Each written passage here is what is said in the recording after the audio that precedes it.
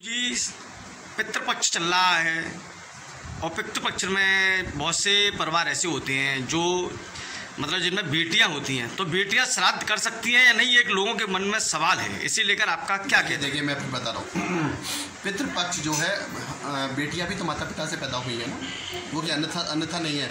अगर हमारे यहाँ पुत्र नहीं है तो बेटियों का कर्तव्य है कि वो अपने माता पिता दादाओं के लिए पितृपक्ष में भी श्राद्ध कर सकती हैं। ये बड़े सौभाग्य की बात है उनके लिए भी। हमारे माता पिता को, बुजुर्गों को अगर कोई जल दे रहा है, बेटी हो या बेटा हो, देवते के लिए भी हमारे शास्त्र में लिखा गया है कि देवता जो है नाना नानी का श्राद्ध कर सकता है। अगर देवता है या कोई नाती है तो ये श्राद्ध कर सकते हैं।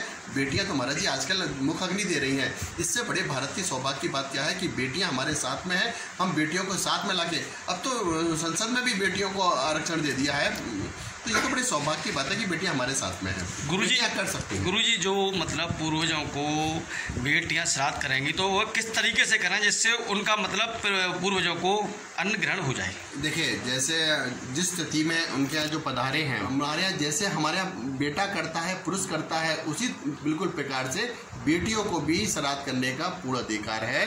उस ब्राह्मणों को बुलाकर उनको जल दें, अपने माता पिता दादी दादाओं के उनको जल दें, जल तर्पण करें। ये सारे काम बेटियां कर सकती हैं। एक पंडित को बुला के जैसे किया जाता है वैसे कर सकती हैं, बड़ी सहज सरलता से कर सकती हैं। इसके लिए कुछ भी नहीं है।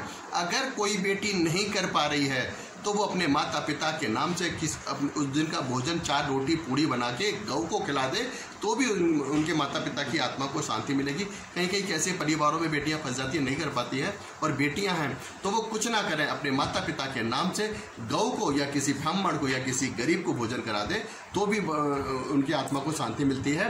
पितृपक्ष में जरूर अपने पितरों के लिए कुछ ना कुछ करना चाहिए। बेटा हो या बेटी हो, नाती हो या देवता हो, ये सबके लिए करना चाहिए।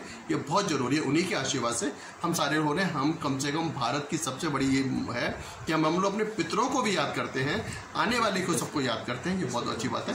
अगर नहीं है तो गौ को भी खिला के कर सकते हैं। गुरुजी जिन लोगों को तिथि के बारे में ना पता हो वो किस दिन श्राद्ध करें? देखिए अगर हमें नहीं पता है तो हम लोग अमावस्या में किसी का भी श्राद्ध कर सकते हैं। अमावस्या वाले दिन सारे जितने भी हमारे पितृपक्ष के लोग हैं वो अमावस्या पे आते हैं और पितृलोक से आके सबको आशीर्वाद दे के और प्रसाद ग्रहण करके फिर वो अपने लोक में चले जाते हैं। इसलिए अमावस्या सबसे उत्तम बताया गया है।